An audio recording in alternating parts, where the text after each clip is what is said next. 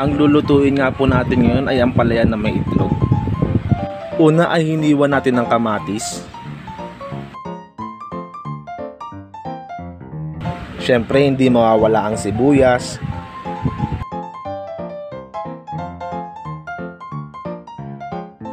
Pagkatapos natin hiwain ng sibuyas, isusunod naman natin ang itlog.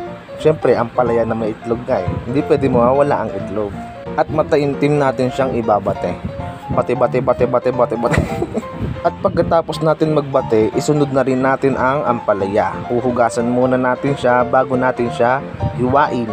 Sabi ng lola ko, ganituin daw natin siya para mabawasan ng konting pait. Gihiwa na po tayo, pero bago po tayo maghiwa, tanggalin muna natin ang gitna, which is yung mga buto po ng ampalaya.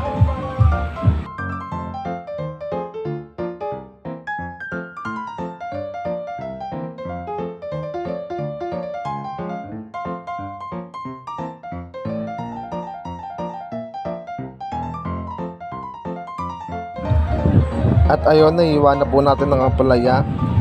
Habang naghihiwa tayo, pinapainit na rin po natin ang kawali. At kaya ito, lalagyan na po natin siya ng mantika.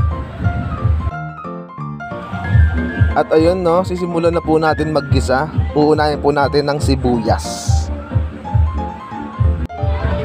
Siyempre malungkot ang sibuyas kapag walang kasamang kamatis. Kaya isusunod natin ang kamatis. At gigisahin nga natin sila ng maayos para mas maging malasa ang ating ampalaya na may itlog. After natin maggisa, syempre susunod din natin ang pinakabida. Walang iba kundi ang ampalaya. Lagyan po natin siya ng takip. After 10 minutes, lalagyan natin siya ng tubig at pakuluan po natin siya ulit. Pagkatapos natin siya pakuluan, syempre isusunod natin ang mga pampalasa. Unang-una sa listahan, Knorr cubes, asin, magic sarap, at ang pangalawa sa bida, syempre si itlog. Ayan. At ayun guys, nasa exciting part na tayo. Tatakpan lang natin siya at papakuluan ng ilang minuto. At pwede nang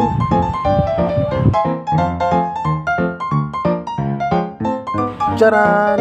At pwede natin siyang ulamin. So yun guys, kain tayo.